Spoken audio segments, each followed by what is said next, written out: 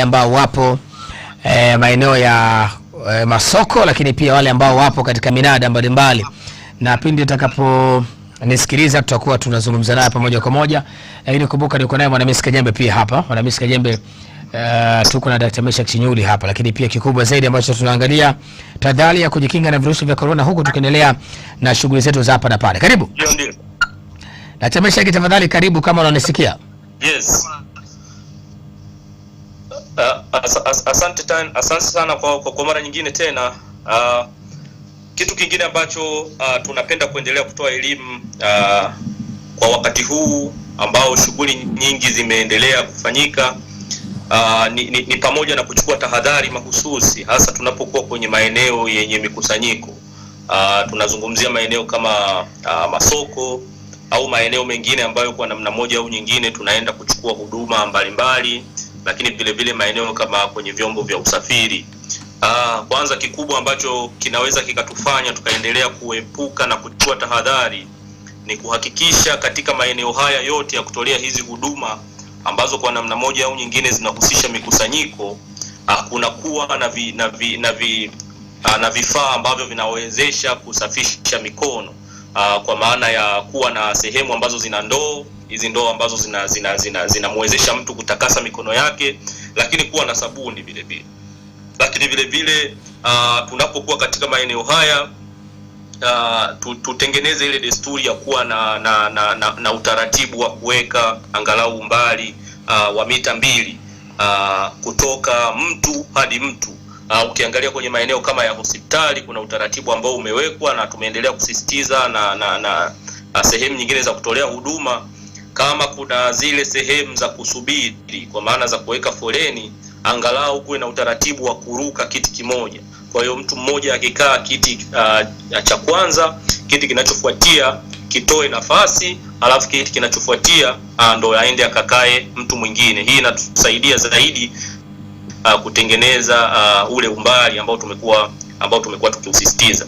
Lakini pia kwenye maeneo ya mikusanyiko ndio sehemu haswa muafaka ya kufanya matumizi sahihi ya barakoa. Kwa hiyo pale unapokuwa kwenye mikusanyiko, hakikisha unavaa barakoa yako kwa usahihi kabisa, ili sasa kwa namna moja au nyingine kuweza kuepuka maambukizi kutoka nje, lakini hata kama wewe pia una maambukizi uweze kuzuia haya maambukizi yasitoke kwenye mfumo wako wa upumuaji kwenda kuathiri watu wengine. Lakini vile vile haya tunayazungumza, kikubwa zaidi ni pale ambapo hauna kitu cha lazima kinachokufanya utoke.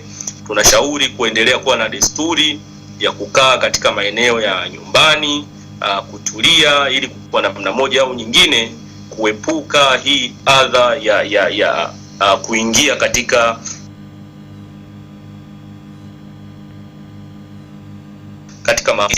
kwamba enda. Naam, haya ni Dr. Meshack Chinyuli, huyo afisa elimu ya afya kwa pale unaposikia dalili, chukua hatua ya kwanza kabisa ya kuchukua ni kuhakikisha kwamba unajitenga na jamii inayokuzunguka, unakaa kwa tahadhari na familia, kwa sababu tunajua kabisa kwa kufanya hivyo unaweza ukaokoa kwa kiasi kikubwa wale wanaokuzunguka. Lakini kikubwa zaidi tumekuwa tukiona kwenye takwimu kwamba ugonjwa huu unaathiri zaidi watu au makundi fulani, kwa maana ya wazee pamoja na watu ambao wana magonjwa ya muda mrefu. Kwa kwenye jamii yetu kwa namna moja au nyingine, kama tuko na makundi haya, tunashauri kabisa sisi ndio tuwe wa kwanza na mstari wa mbele kuhakikisha kwamba tunawalinda, tunachukua hatua ambazo zitatuwezesha kuyalinda haya makundi.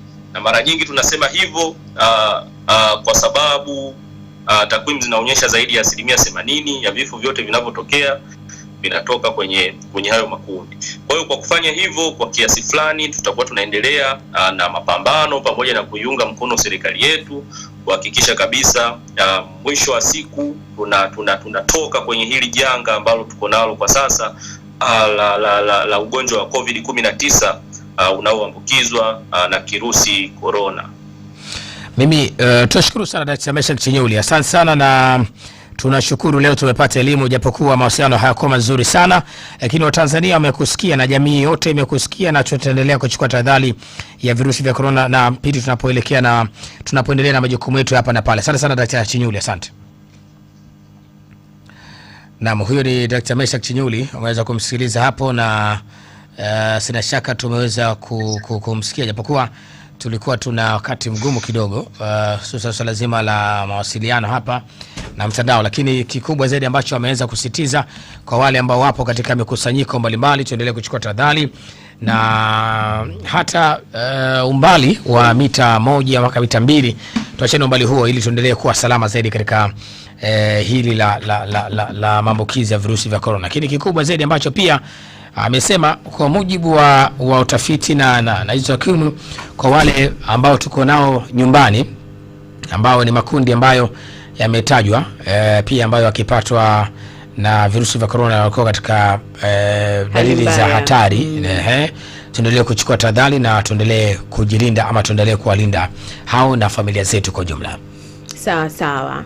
Na amesema unapotoka kwenda katika mikusanyiko ni vizuri ukatumia barakoa, yani ukajikinga kwa kuvaa barakoa.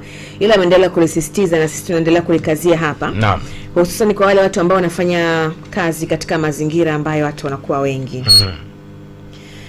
Sawa, kwa mfano tukizungumzia katika masoko yetu, unakuta kuna wafanyabiashara pale wanafanya biashara zao lakini hawajajikinga kwa chochote, hawajavaa barakoa wala nini, wala wale wanao kwenda kununua kufanya manunuzi pia hawavai barakoa. Kwa hiyo inakuwa ni hatari.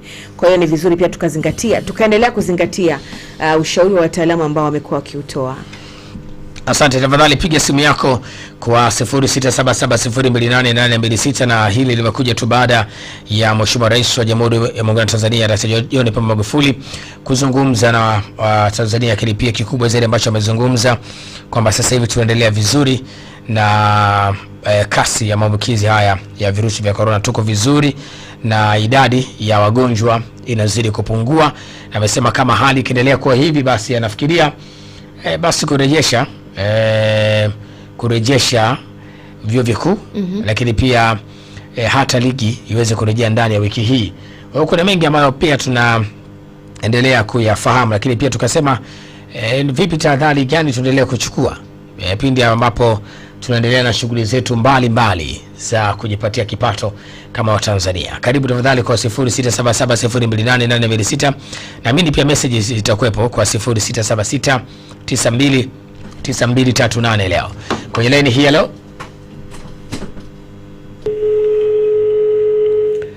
Haya, pole sana. Piga simu tafadhali tena kwa 0677028826, nambari ya message ni 0676929238 hii leo. Dr. Meshack Chinyuli akiwa ni afisa elimu ya afya kwa umma kutoka Wizara ya Afya.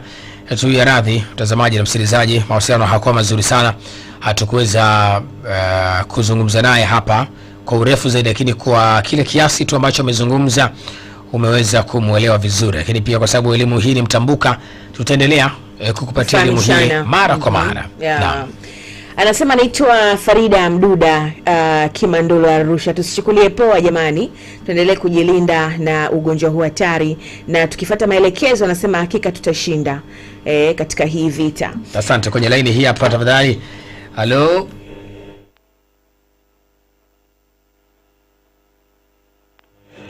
Line hii hello. Habari za hapo studio? Nzuri, karibu ndugu yetu. Haya, naitwa Salum Yusufu, dereva taxi niko Moshi. Salum, karibu dereva taxi tafadhali. Umeweza kumsikiliza Dr. Meshack Chinyuli hapa. Kwanza nimeanza na rais kwa sababu jana nilikuwa kwenye runinga yangu naangalia hapa. Nimefarijika sana masuala ya kupungua kwa wagonjwa mahospitalini.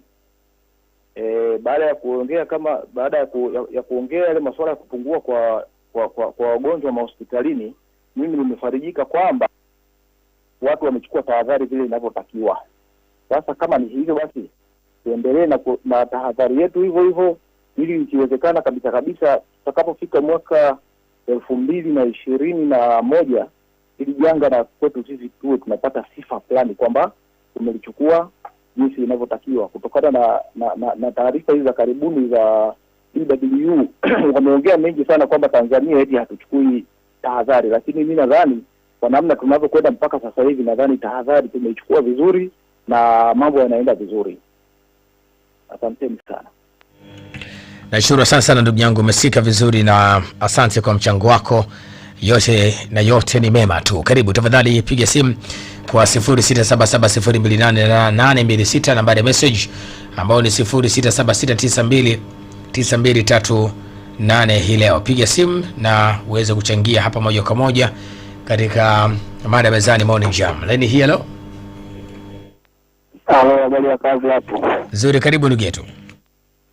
Asante. Kwa jina Samuel Charles Mtarisi, niko Dodoma. Karibu kutoka Dodoma, Tanzania.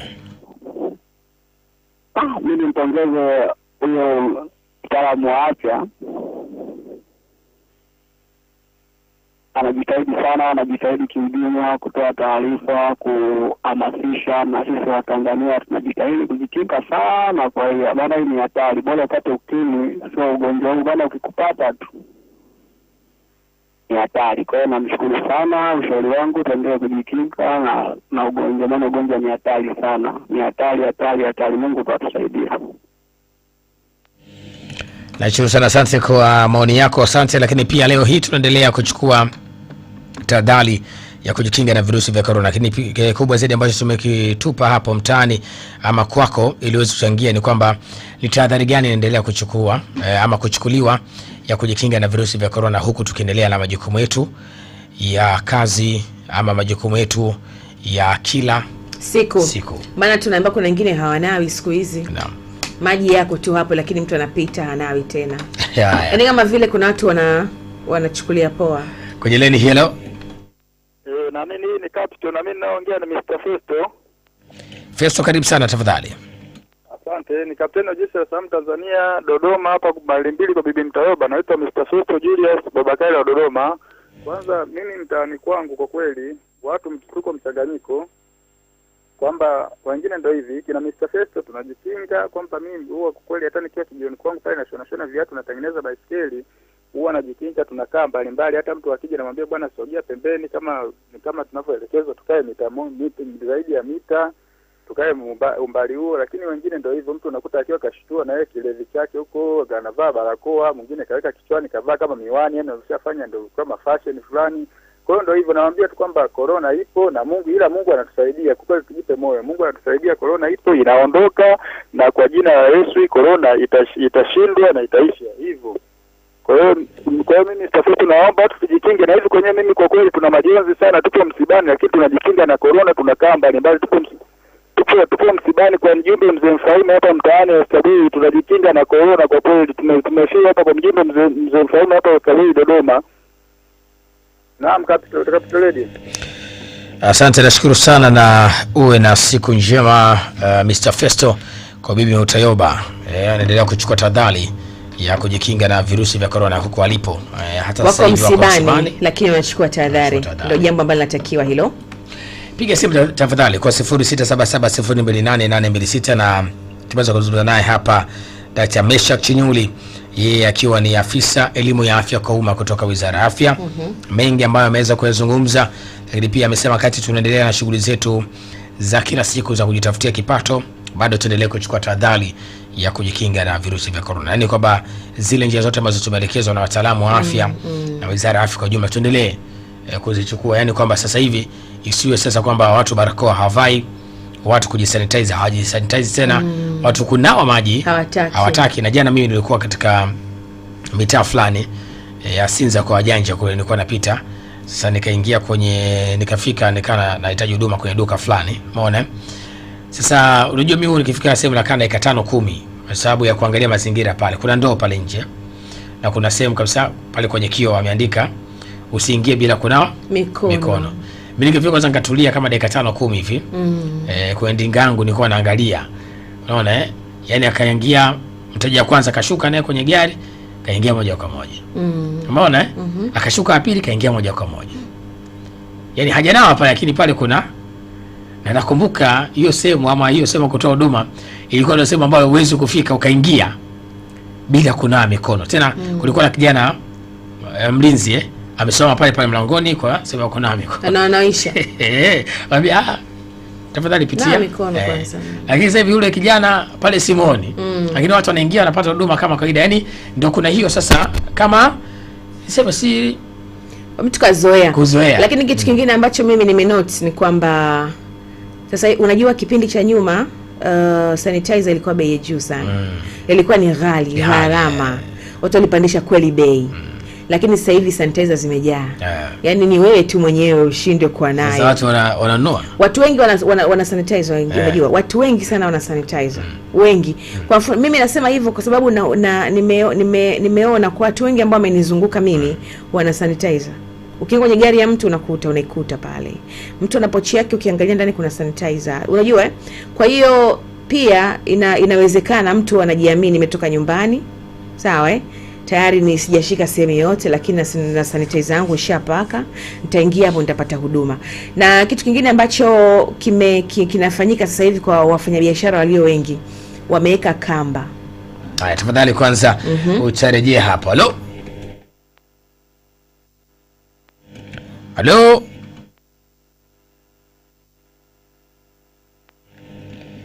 Mara mwisho tena kuita hapa hewani. Halo. Pole. Wengi wameweka kamba. Yaani katika maduka mengi ukienda, kwa mfano kule kwetu sisi, maduka mengi yana kamba. Kule Shwani kwa. Yaani ukifika dukani, muuza duka yule kule, wewe uko. Utamwambia unachokitaka, atakuhudumia. Basi. Lakini kamba, yale masuala ya kwenda kumsogelea kabisa hivi muuzaji. Unaegemea meza yake, hayapo siku hizi. Na barakoa lazima uvae. Barakoa lazima uvae barakoa. Bila barakoa hupati huduma. Asante sana. Tafadhali tuendelee kuchukua tahadhari ya kujikinga na virusi vya corona wakati huu ambao tunaendelea ama katika shughuli zetu za kila siku za kujitafutia kipato. Tuendelee kuchukua tahadhari ya kujikinga na virusi vya corona. Na tulikuwa na hapa Dkt. Meshack Chinyuli, yeye akiwa ni afisa elimu ya afya kwa umma kutoka Wizara ya Afya, na uweza kumsikiliza akizungumza hapo kinagobaga na uweza kuweka sawa. Lakini elimu kwa sababu ni swala mtambuka na tuendelea kupeana elimu, basi huwa linaga mwisho. Halo. Haya, pole sana. Lakini pia mimi nafikiri kuna haja kubwa hata kama baada ya maisha haya ya corona, sawa sawa Mwanamisi tuendelee kuchukua tahadhari hivi. Yaani kwamba huu unawaje mikono. Kuna kiongozi mmoja akananiambia hata kama ukinawa mikono haiwezi kuisha. Yaani wewe nawa tu, kwa sababu kuna mtu mwingine anaweza akawa amenawa kwa Mwanamisi. Nikaenda kwa Daso, nikamesha nawa kwa Mwanamisi. Yaani nawa tu. Sio umeelewa?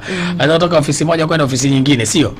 Yaani sana nawa wakati nishana ofisi hiki, kwa sababu mikono hii si haiwezi kuisha. Kwanza mikono yetu inakuwa misafi Sasa hivi nimeona mikono yetu pia imekuwa milaini. Unanao unajisanitize vizuri hivyo. Kwa hiyo yani tunawe tujisanitize, lakini pia tuendelee kuchukua tahadhari kadri tunapopata nafasi, kadri tunavyoweza.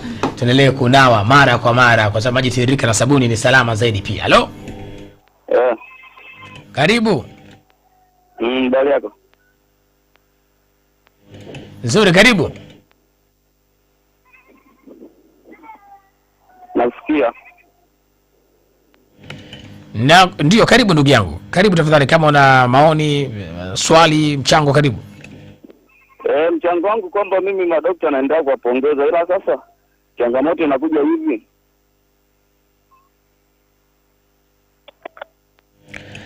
Ukiona tumekaa kimya, ina maana tunakusikiliza ili uweze kumalizia hoja yako kiongozi.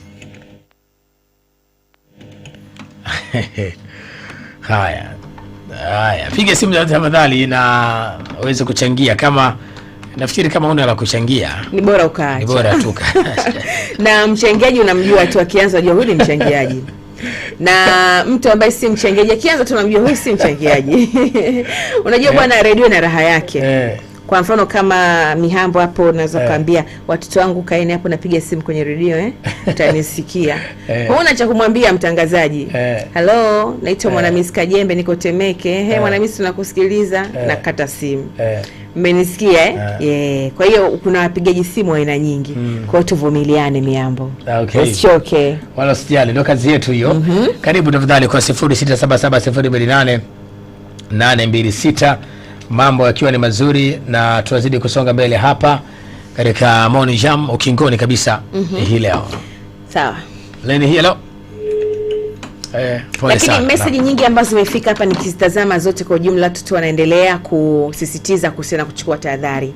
Basi hilo ndo kubwa. Kila mtu anasema tuendelee kuchukua tahadhari, tuendelee kujikinga na ugonjwa huu hatari wa COVID-19. Oh yes, sasa sisi tunashukuru sana maana tulikuwa tuko pamoja hapa toka pale mida saa 11 kamili alfajiri, saa 4 hewani tumepaa hewani, na sasa ni muda mzuri wa kuweza kuachia ndugu zetu walete raha wakiwa hapa wanazidi kukupa raha mpaka mida ile ya saa 7 kabisa mchana, ambapo pia tutaenda kuungana na Radio Deutsche Welle mjini Bonn kwa ajili ya kusikiliza habari za ulimwengu dunia yetu leo mchana, ikifuatiwa na Club 101 niko namzungumzia Tolibango pamoja na DJ Spesongo mpaka pale saa 10 itakuwa ni dala mpaka 12 taarifa habari na mfululizo wa vipindi mbalimbali ambavyo vitakuwa vinaendelea kupitia hapa Capital Radio. Naitwa Konstantini Mekomiambo kutoka Tabora Itaga pale Mission Town kabisa, lakini Temeke natoka Temeke Ushwani, lakini pia niko naye Mwanamiska Jembe kutoka Dar es Salaam Tanzania, maeneo ya Mwananyamala Uswahilini. Na nitaama siku so nyingi.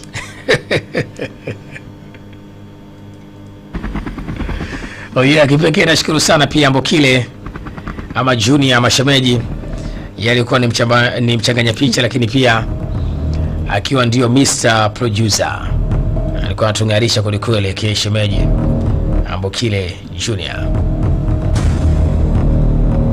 Papa Kofi Chazo Lomide, Papa Montegresa.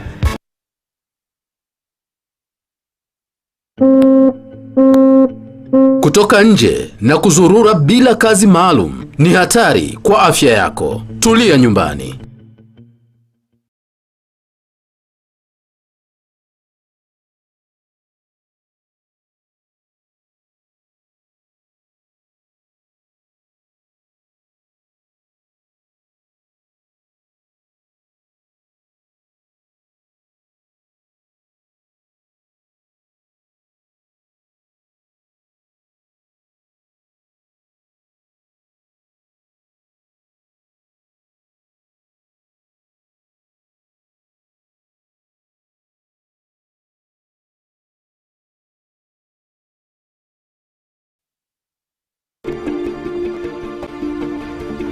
There are very many international organizations in the country. Governments all around the world must collect taxes. It could be any country in the world, and we only get to hear what they do in Tanzania. Agriculture, in my view, is one of the main perspectives for how embassies and high commission operate in Tanzania and how Tanzania can benefit from the presence of this organization, of these embassies in the country. And you can only catch it on the Monday Agenda, which is aired every Monday 8:45 to 9:30 here on Capital Television. Stay tuned.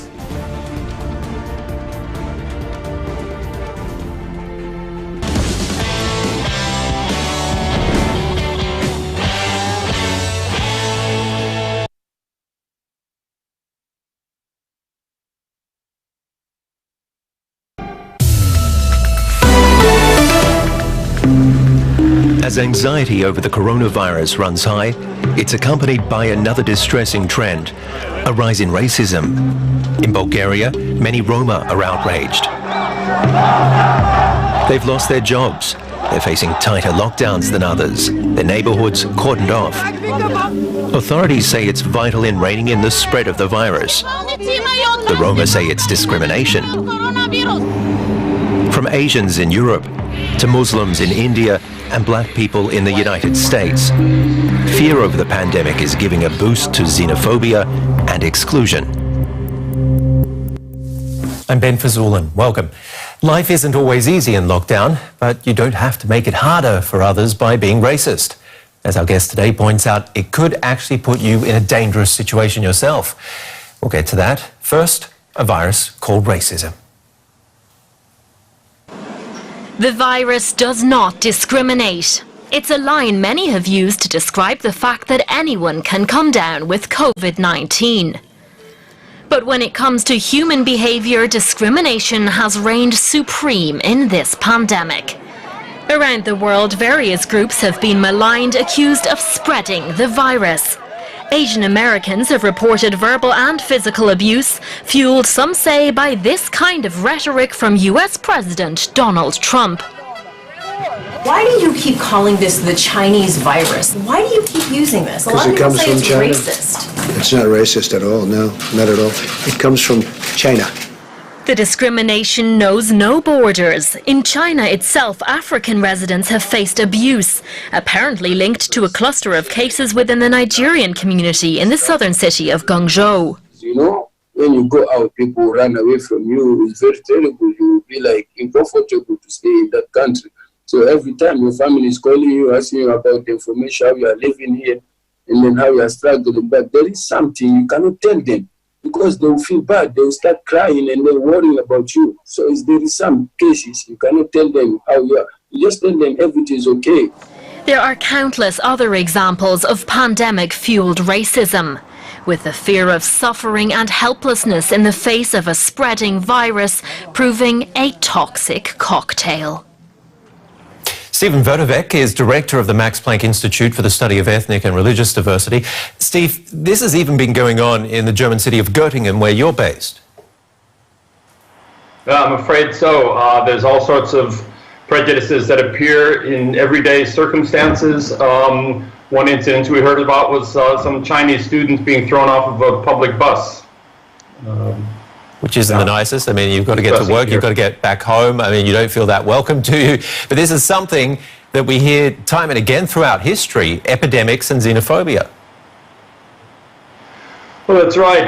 Unfortunately, xenophobia, as the word means, is this fear of foreigners, a fear that they somehow threaten society, and that the threat might be in terms of people think a threat to the economy and jobs, a threat to national security in terms of crime and terrorism, a threat to national culture that has been eroded somehow. And in this case, as you're saying, through history, we've seen people thinking that foreigners represent a threat to public health. What is the threat here, though? Because, I mean, what's the advantage of discriminating like that? What's the actual benefit of throwing an Asian kid off a bus? I would say overall there's no benefit. We're only hurting ourselves because you're thinking that you're avoiding a health issue, in this case a virus that threatens us all by isolating a particular group of people. But I suppose in people's own heads they think that it's a protective measure. They think that they're avoiding something because they presume the foreigner is the carrier of the disease. And I'm afraid we're all carriers of the disease. Exactly. So a German could think they're protecting themselves by getting away from an Asian person, but by mixing with other Germans, they could just as well, or even more so, be putting themselves in danger by letting their guard down, I guess. What can we do against this type of thinking? Well, I think it's let's say people tend to categorize other people all the time, and they associate this category with particular behaviors or qualities, and in this case, behaviors that they think transmit a disease. And I think one of the best things that can be done are for clear statements and information to be given by political leaders, by health authorities, by other prominent people and agencies that this is a planetary disease. It is not associated with a particular group or even category of people. Sometimes migrants and refugees get blame on the whole rather than specific groups. I think to get the message across that this is something that affects all of us, it's not associated with particular groups, and that we all have to be on our guard and do our best to prevent its spread. So it's planetary. I guess good journalism would also help, but aren't we all born good racist? Journalism, I'm afraid, sorry Ben, I'm afraid we see amongst journalists and the media sometimes these stereotypes being perpetuated. When we see a story about the pandemic and a photo of a Chinese person, that is not helping the stereotyping. Sure, I think that's something we all have to think about here as well, what sort of footage we put out there and how we word things. It's something you have to be careful with, especially considering what I wanted to get to. We're all born racist to a certain extent, aren't we? It's an instinct, but I guess we don't have to be animals. Well, I wouldn't want to say that we're all born racist. We're all born, it's part of the way that our brain engages the world, that we categorize. And this is what we teach our children to do, to categorize plants versus animals, elephants versus zebras, or whatever. It's how we make sense of the world is through categories. And this extends to society as well. We are constantly categorizing types of people, groups of people, and so forth. But I think what's misplaced is when a category of people, an ethnic group, a race, a religion, that we assumed that everyone in that category has the same values, beliefs, practices, attitudes, and so forth, which is simply not the case. And this is where a natural categorization overlaps into stereotyping and racism. So I would say, yes, we all naturally categorize, but we don't all have to be racist. Steven Verdovec, Director of the Max Planck Institute for the Study of Ethnic and Religious Diversity, thank you very much. Thank you, Ben. Well, it's that part of the show when you get to ask the questions. Derek Williams is our science correspondent. Here he is with the queries you guys sent us. If someone were vaccinated against COVID-19, could they still carry the pathogen and transmit it to others who haven't been vaccinated? Well, this is something that we'll only know when we actually have a vaccine. So this question involves quite a bit of speculation. The hope is no, that vaccinated people won't be able to transmit the virus anymore. In simplified terms, the way that diseases like COVID-19 spread is by turning your cells into factories for churning out many more copies of the virus. And it takes time to really get those factories up and running on a scale that's large enough that you begin to shed the virus in significant amounts and start infecting other people. If your immune system has been primed by a vaccine to recognize SARS-CoV-2, it should stomp down on any subsequent infections with it quickly before the virus is able to start churning out a lot of copies of itself. Then, as more and more people stop passing COVID-19 to others because they no longer get it themselves, we'll eventually reach what's called herd immunity. At least that's the theory. So we'll have to wait and see whether that theory holds true when we actually have a vaccine. I know the virus can enter the body through the mouth, eyes, and nose, but can it also enter through wounds or cuts? It can't be ruled out completely, but there's no data or evidence out there to support the idea of bloodborne transmission. To invade the body, we're pretty certain that SARS-CoV-2 has to latch onto a particular receptor called ACE2 that's found in the cells in the upper respiratory tract, as well as in the lungs, the arteries, the kidneys, the heart, and the gut. In cells that don't have ACE2 receptors, like those in your skin and your subcutaneous tissue, the virus simply has no way to get in. So, at least in theory, even if SARS-CoV-2 got into an open scratch, say on your finger, it wouldn't be able to infect you that way, but it might if you use that finger to rub your eye. I've heard about studies involving the BCG vaccine. Are there any indications it could provide protection against COVID-19? The BCG vaccine is a vaccine against tuberculosis that's been around for around 100 years, and it's still used widely in places where TB is endemic. It isn't really terrifically great at preventing TB, but it does seem to have some non-specific effects on the immune system as a whole. The reason some researchers think it might provide some protection against COVID-19 is that they noticed what they say could be a correlation. So 2 big studies are now going on to see whether or not BCG vaccine really can help prevent COVID-19. And as soon as they're published, I'll let you know here. And before we go, a love story amid the pandemic in Düsseldorf, Germany. Rather than cancelling the wedding, this bride and her groom threw a socially distanced ceremony in a drive-in cinema. The guests followed from their parked cars.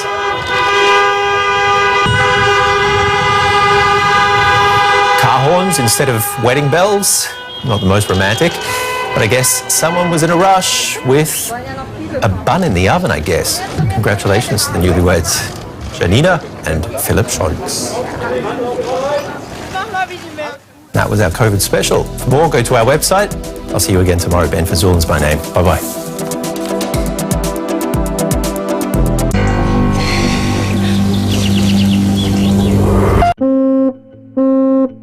Kutoka nje na kuzurura